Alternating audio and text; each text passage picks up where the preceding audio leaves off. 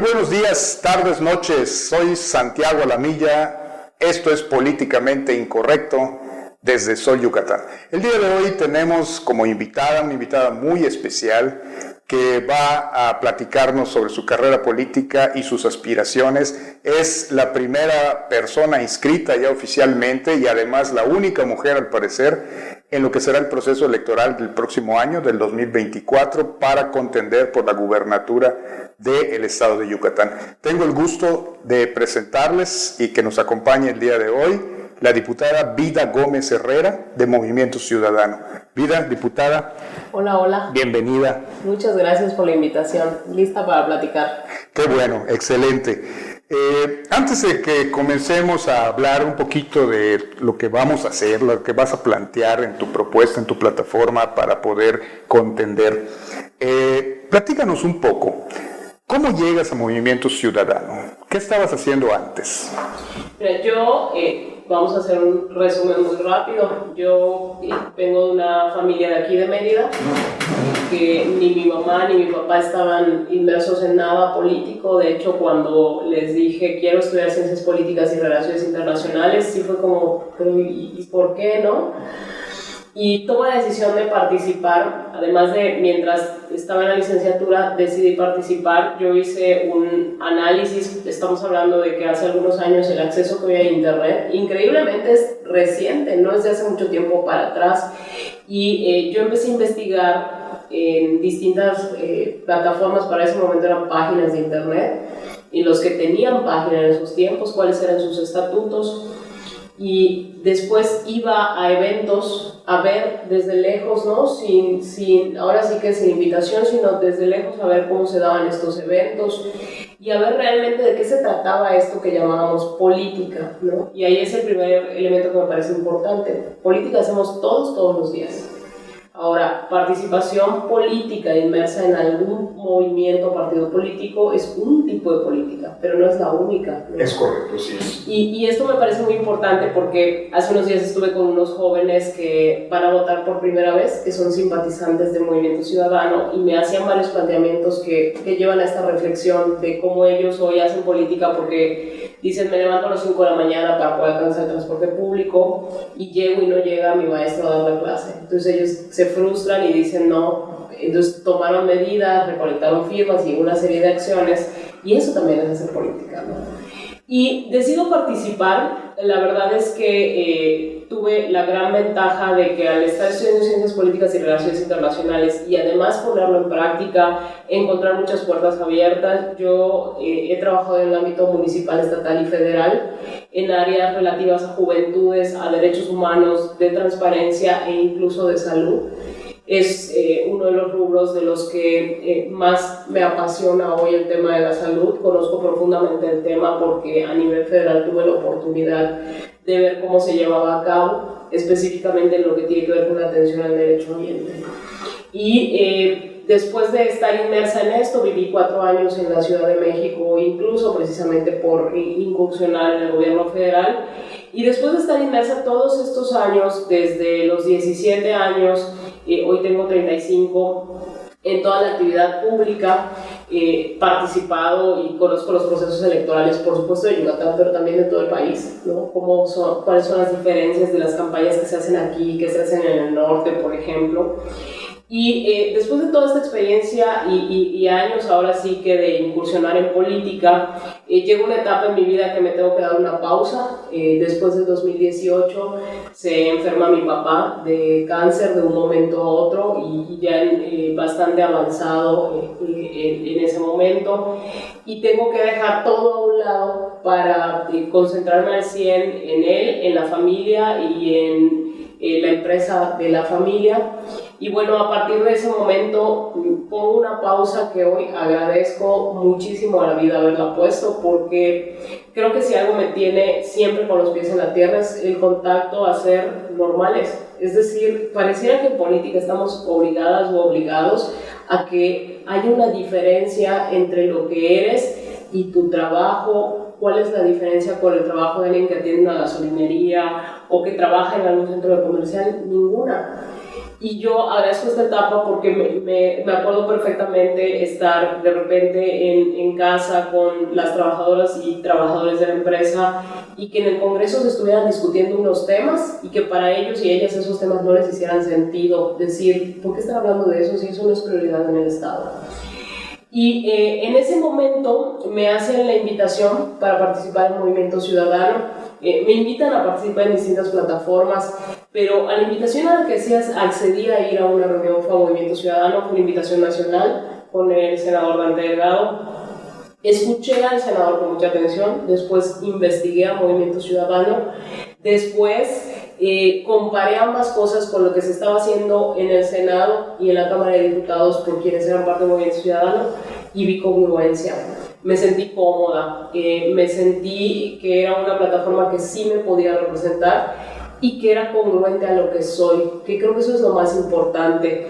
Yo en todos los lugares en los que he estado nunca he dejado de ser vida y siempre el sello que me ha representado es dar resultados. Y esos resultados se dan con base al equipo, sí, pero también con base a escuchar a las personas. Normalmente me pasa, y no es celebrable porque eso habla de cuánto hace falta en la sociedad avanzar, que soy la única mujer y la más joven.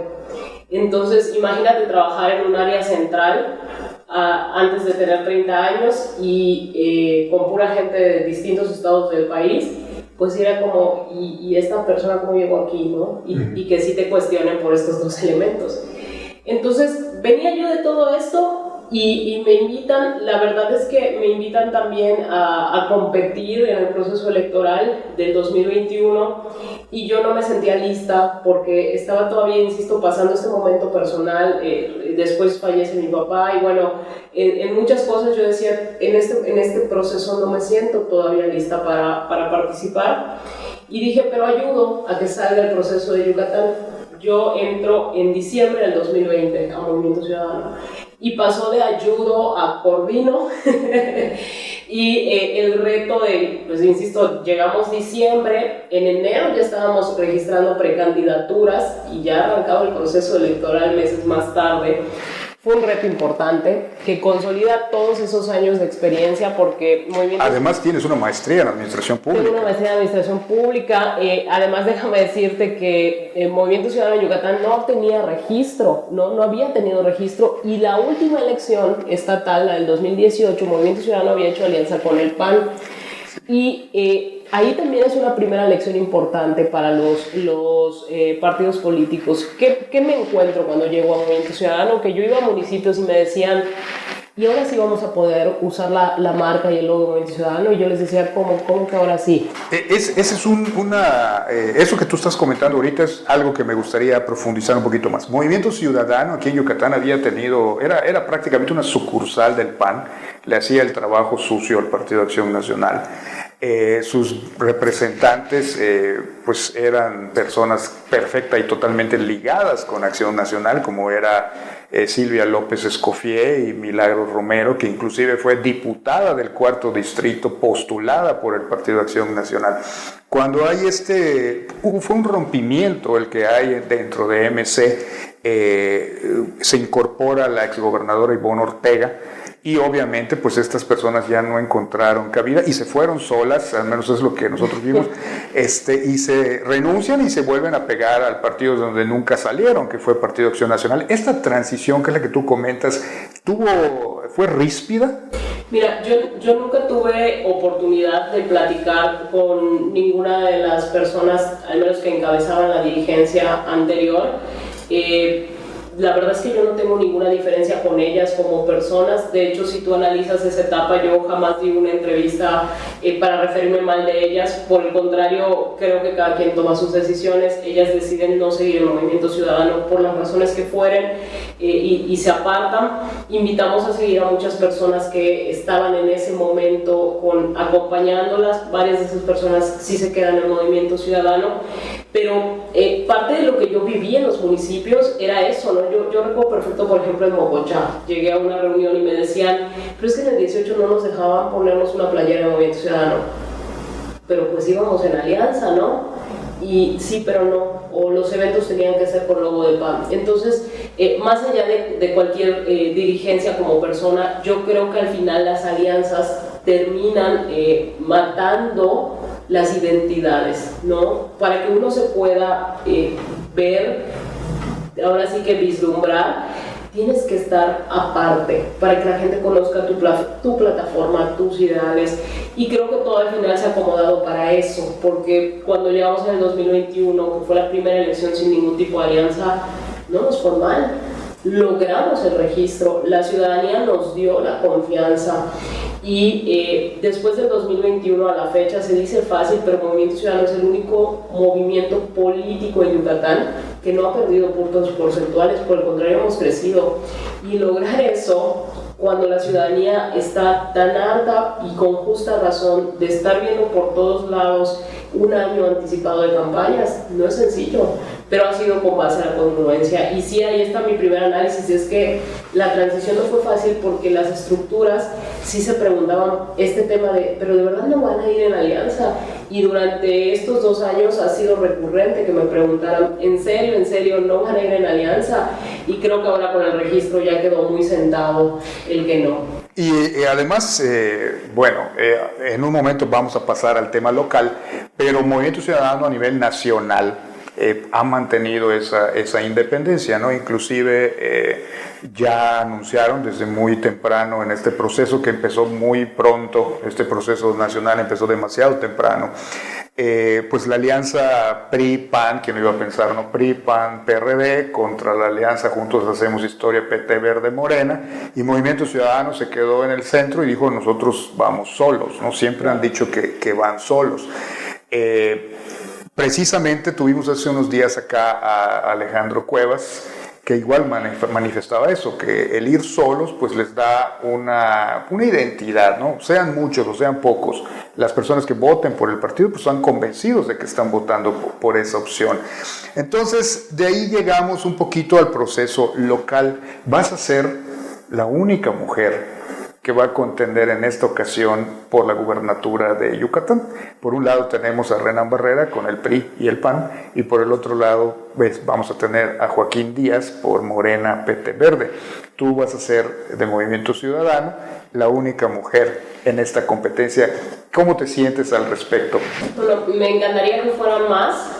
Y que también la ciudadanía tenga más opciones. Creo que de eso se trata. Primero, que la ciudadanía tenga más opciones. Estoy convencida que este proyecto no es a ver qué pasa. Llegamos a Movimiento Ciudadano porque creemos que Yucatán necesita y merece otra opción, y eso es justo la ruta que estamos siguiendo. Yo me inscribo con mucha determinación porque si algo he visto en estos 2 años es que hay muchísimas leyes con muy buenas intenciones, con muy buenas redacciones, pero no se están ejecutando. Entonces necesitamos autoridades que cumplan lo que ya está legislado y que por supuesto transitemos hacia otra visión de Yucatán. Pero no somos un partido que en su eje central esté, a ver para qué nos da. No, queremos y vamos con todo para ganar, porque vemos grietas en salud, en materia de derechos humanos, en materia ambiental, en materia económica. Estas grietas, yo le llamo grietas porque es el inicio de algo que empieza a romperse. Entonces nosotros no podemos permitir que lo que tiene Yucatán se rompa, pero no en este discurso de que no vengan otros a llevárselo. No, sino hay que poner los temas sobre la mesa y discutirlos, y eso me parece que hoy no se está haciendo en Yucatán. Eso es lo que a tu juicio haría falta. Desde el Congreso, ¿qué es el Congreso local de donde eres diputada hasta el momento?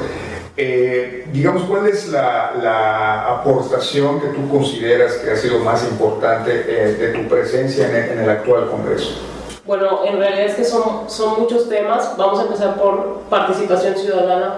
Por primera vez en la historia de este Congreso se abrieron las puertas para las personas. Las personas pudieron tomar la tribuna. La tomaron albañiles, trabajadoras del hogar, la tomaron estudiantes. Y sabes que al principio incluso me cuestionaban por eso, por decir, oye, es que la gente no debería subirse a tribuna. Sí, es de ellos y ellas. Hay un reglamento, por supuesto hay que seguir el reglamento. Cuando hay sesión, no se puede, no debe usar la tribuna alguien que no es legislador o legisladora por el tema de las facultades, pero cuando no, el pleno es de las personas, incluso en las sesiones, las personas pueden asistir, los miércoles son las sesiones, al Congreso a verlas y nadie les debe negar el paso, es un edificio público. Entonces, primero participación ciudadana, abrimos todas las puertas. Ahora ya es común de repente ver que hay estudiantes de algún municipio del interior del estado, que hay activistas, ya eso se volvió una práctica normalizada. Casi hoy pasa que el diputado que no la hace o no lo hace se sienta hasta un poco raro de no estarlo haciendo. Lo segundo es, yo soy la única diputada local por Movimiento Ciudadano, de 25 diputadas y diputados que tiene el Congreso esta legislatura, y yo he logrado que se aprueben 8 iniciativas que hoy son ley, de 15 que he propuesto, pero lo más importante para mí no es la cantidad, sino es lo que ha repercutido esas hoy leyes a Yucatán. Hay leyes que han permitido que madres de familia vuelvan a ver a sus hijos o hijas. Hay en materia sobre todo de igualdad, que es la comisión que yo presido, empoderamos a las mujeres emprendedoras, le dimos visibilidad a temas de los que no se habla, como con la Defensoría Pública en violencia política, que en el interior del estado se vive mucho y que no existían ni siquiera abogados gratuitos mayablantes para que puedan acudir las personas a levantar una denuncia. Esto va a ser posible a partir del próximo año gracias a la Defensoría Pública, que va a ser 100% gratuita para las personas y que van a tener la posibilidad de decir: quiero un abogado o una abogada que me acompañe y tiene que hablar lengua maya. Entonces, todas las iniciativas que hemos presentado están cargadas de darle justicia a nuestro Estado, de evitar el punitivismo del falso aplauso. ¿Por qué digo esto? Aumentamos las penas en contra del abuso infantil y por el aumento de penas ya no hay abuso infantil. Así es. Es decir, es importante que haya sanciones, por supuesto, pero no debemos irnos con que el aumento de penas resuelve problemas. La resolución de problemas no está ahí, ¿no?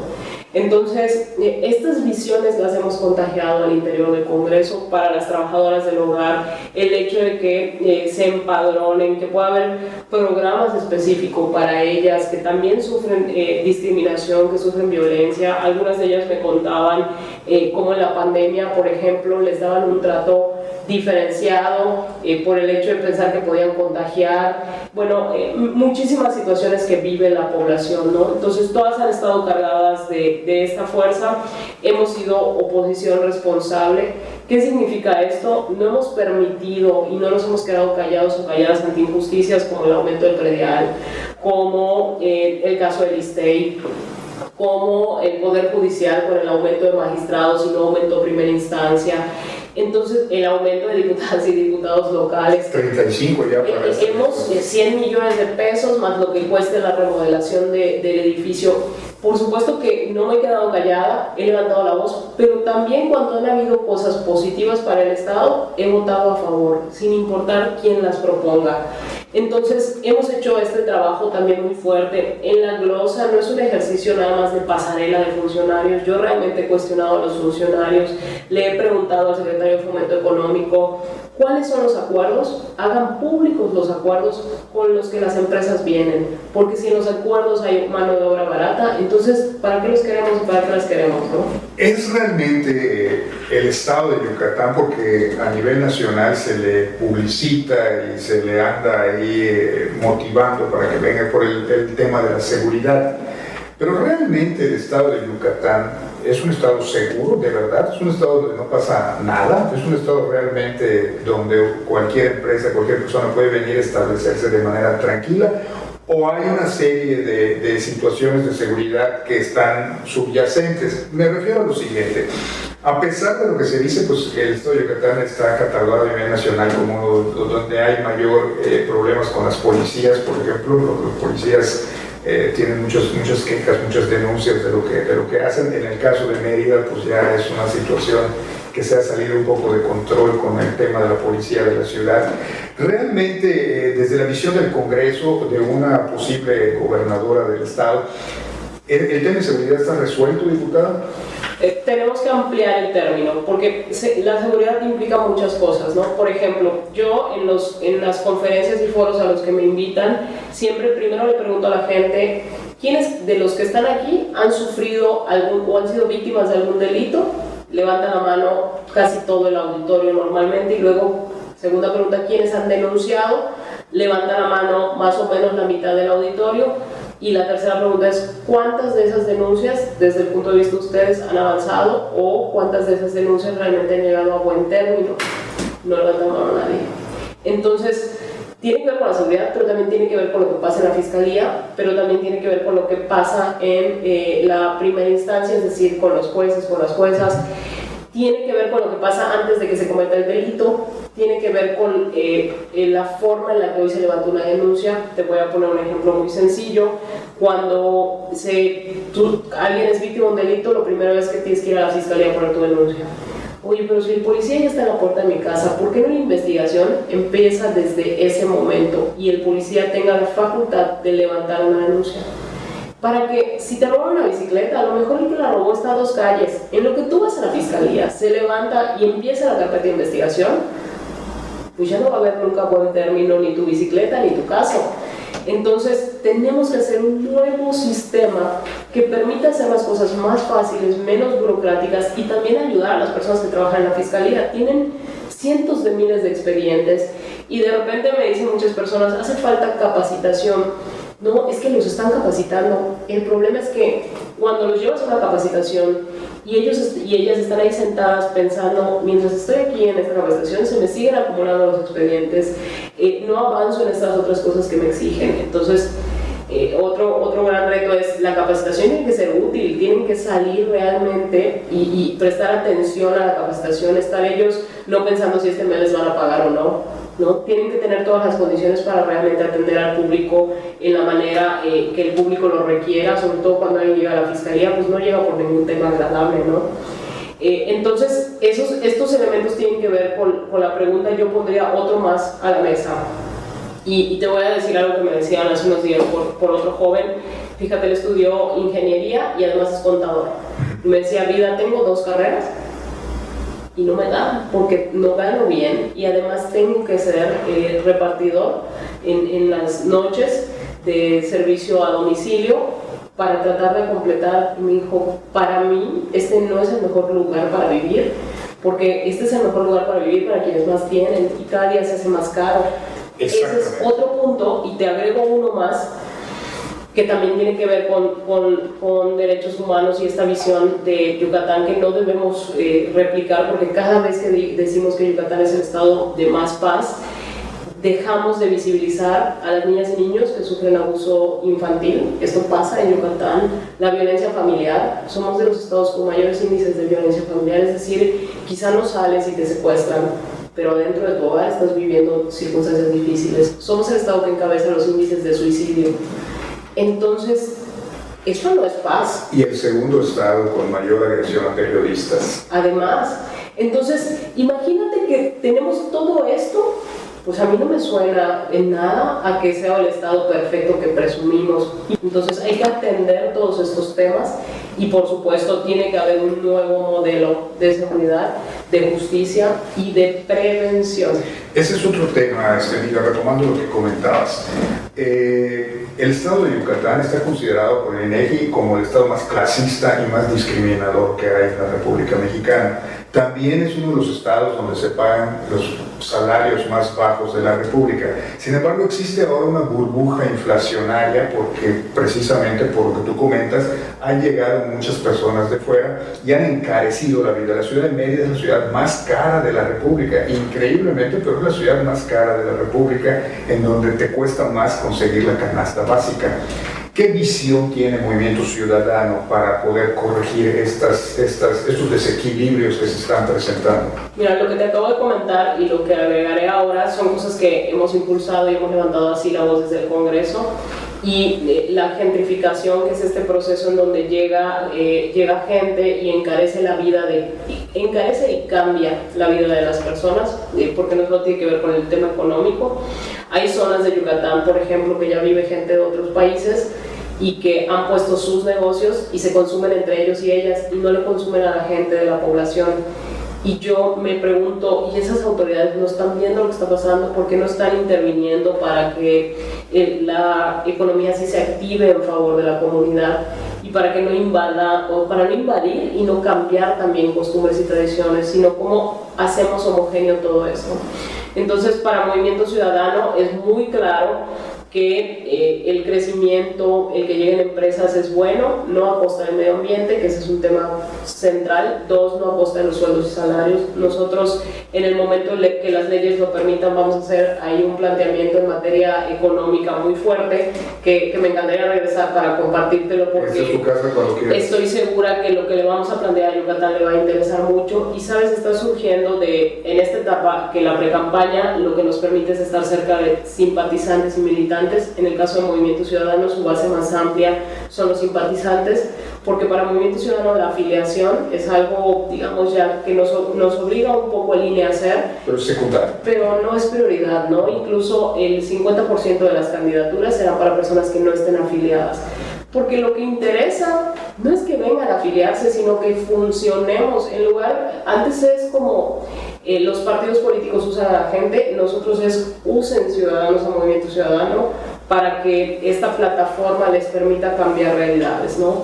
Entonces, el planteamiento económico está bastante interesante y está surgiendo de estas voces que me están diciendo, oye, vida, no me da, gano poco, oye, vida, antes podía rentar una casa en tal, antes podía comprar una casa, y habrá generaciones hoy, si sigue este modelo, que no la van a poder adquirir una vivienda, ¿no?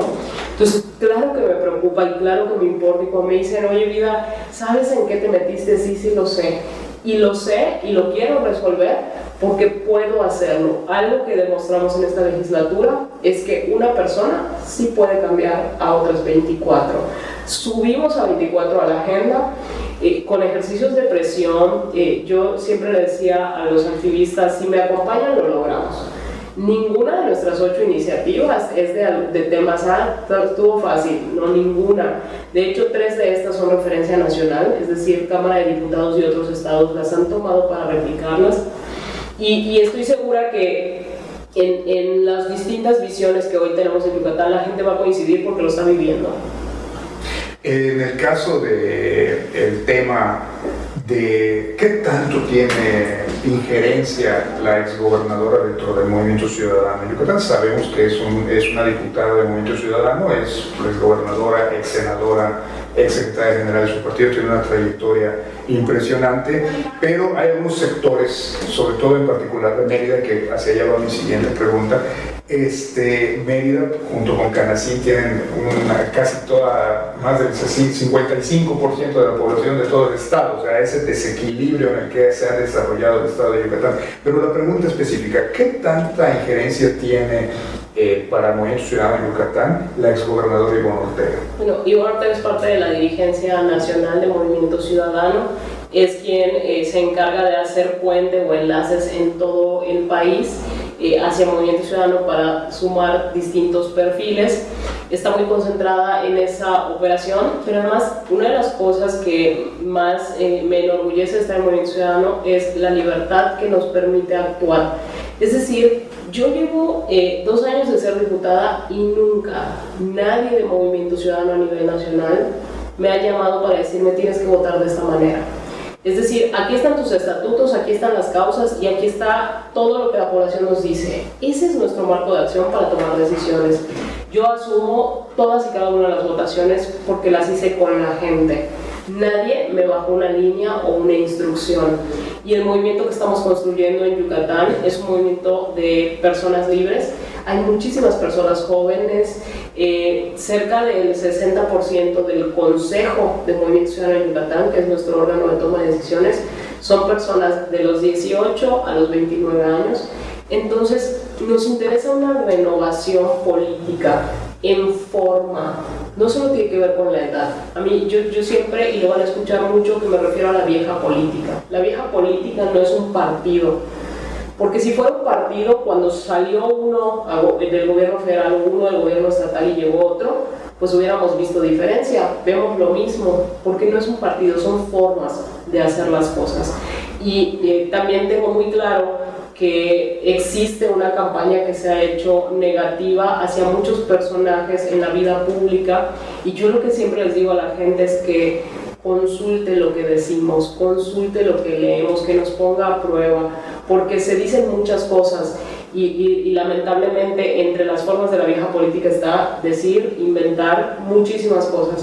Yo me pongo siempre a disposición de las personas de que nos cuestionen, de que nos investiguen, que revisen nuestras trayectorias, pero que sí lo investiguen, porque de verdad que de decir he visto muchísimas cosas y yo fui candidata en el 2018 y en el 2018 recuerdo que incluso hacían montajes de fotos donde parecía que estaba alguna persona dando un volante o algo y yo decía hasta dónde pueden llegar, ¿no?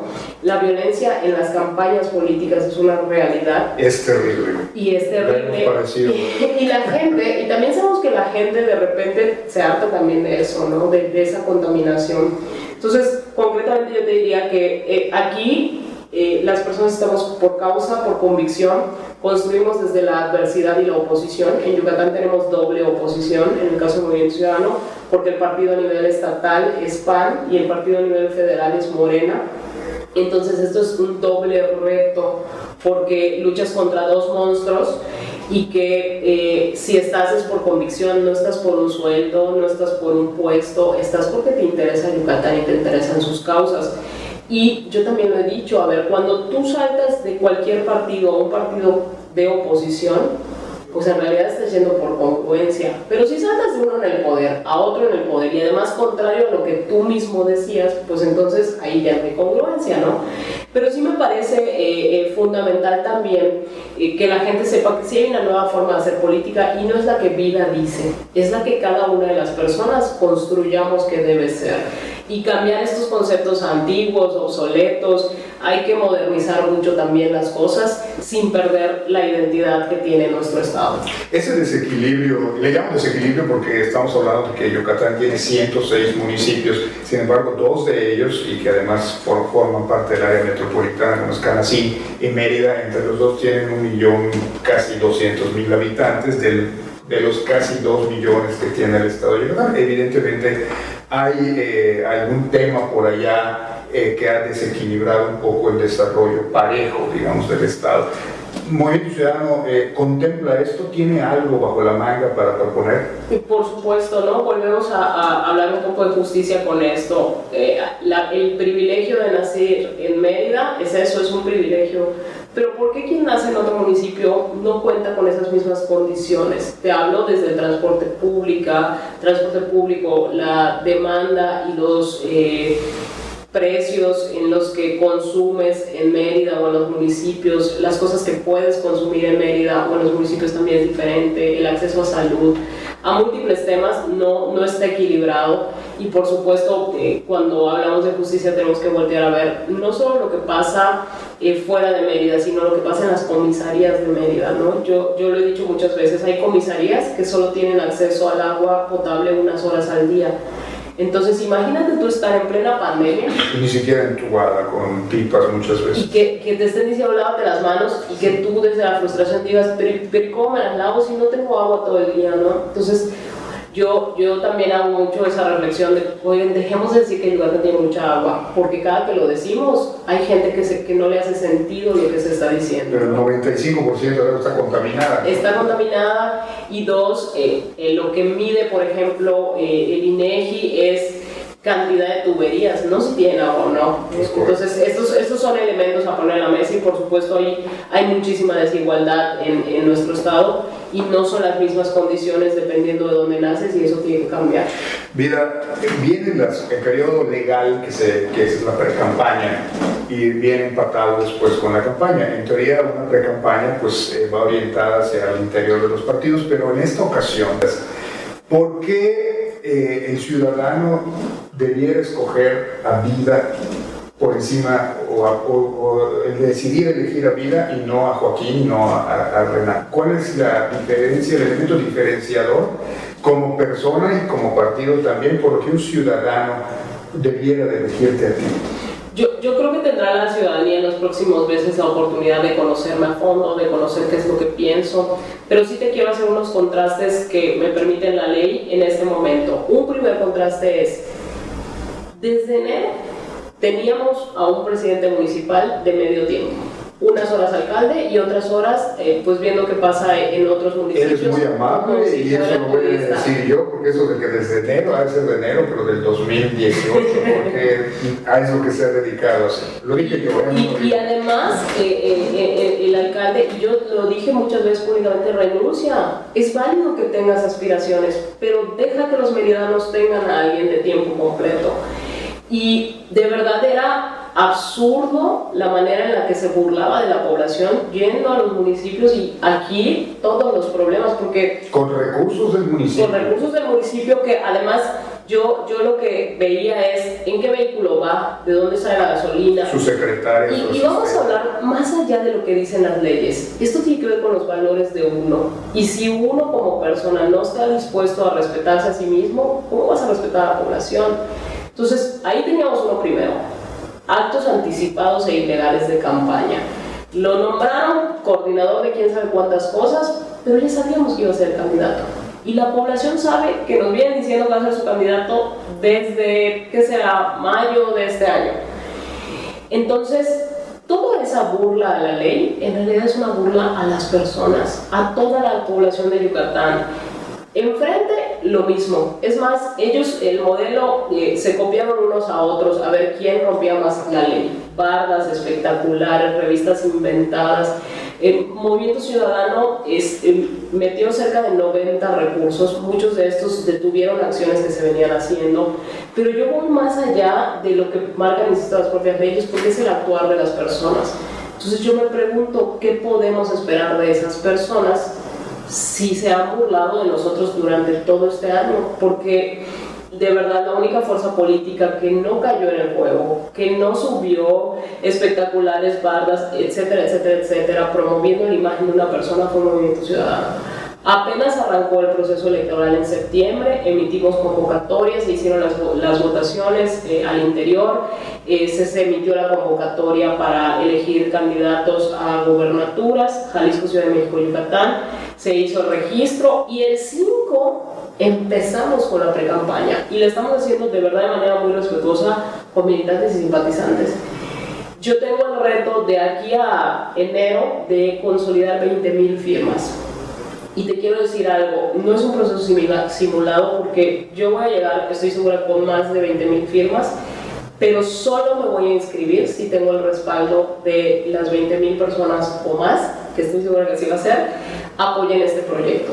Porque no se trata de llegar por llegar, y también tenemos que abrir los espacios. Yo estoy convencida y te lo comparto, a mí me ofrecieron la oportunidad de, incluso por los resultados que hemos dado en el legislativo, de volver a estar en el legislativo, y yo tomé la decisión de no hacerlo para que se abran estos espacios y también porque creo en nuestro proyecto y estoy segura que se van a dar los resultados, porque es obvio para la ciudadanía la burla que están haciendo los de los demás partidos, el despilfarro de dinero, estos eventos masivos donde son para egos personales. No ves que la gente esté necesariamente sentada ahí diciendo sí, aquí estamos.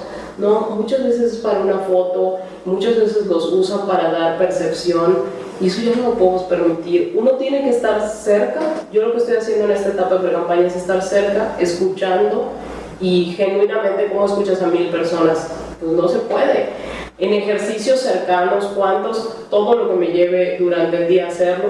Seguramente en otras etapas de campaña iremos a grupos más grandes de personas, pero siempre conscientes de que las personas quieran estar ahí. Ya basta de esas campañas aburridas que parecen de verdad que no están celebrando nada, sino que toda la gente está ahí triste, apagada. No, aquí va a ser un momento de alegría. Estoy segura que el Movimiento Ciudadano va a apostarle por muchísimas personas jóvenes en el proceso electoral. Yo tengo 35 años, en contraste con las otras dos personas que compiten, pues también soy la persona más joven y que también me permite entender qué está pasando con las nuevas generaciones y hablar de Yucatán. Yo no tengo miedo de poner sobre la mesa temas difíciles que a veces las personas que están en política no quieren hablar. que tenemos que hablarlos, porque no hablarlos no significa que no estén pasando, ¿no? Es correcto. El mayor porcentaje de votantes, según las listas nominales, pues son los jóvenes entre 18 y 25 años, sin embargo son los que menos votan. Así es. Desafortunadamente tenemos ese comportamiento desde hace algunos años en el país y pues espero que pues, se pueda revertir con una candidata joven. ¿Algo más que se me haya pasado preguntarte, que quieras comentarle a tus simpatizantes y militantes? Yo creo que lo más importante es que estén pendientes de lo que hacemos y lo contrasten siempre. No es lo mismo decir que hacer, pero si dices y haces, bueno, entonces eso debe darle más confianza a la ciudadanía, que revise, que esté pendiente de lo que pasa en el Congreso del Estado. En próximas semanas empezará a discutir el presupuesto y la gente tiene que exigir a sus representantes que el dinero esté en las causas de la ciudadanía y no en el interés de los partidos políticos. Muchísimas gracias. Ella es Vida Gómez Herrera, precandidata del Movimiento Ciudadano para la Gubernatura de Yucatán, diputada del Congreso actual. Soy Santiago Lamilla, soy políticamente incorrecto y recuerden que el sol sale todos los días y el sol siempre sale para todos. Muchas gracias.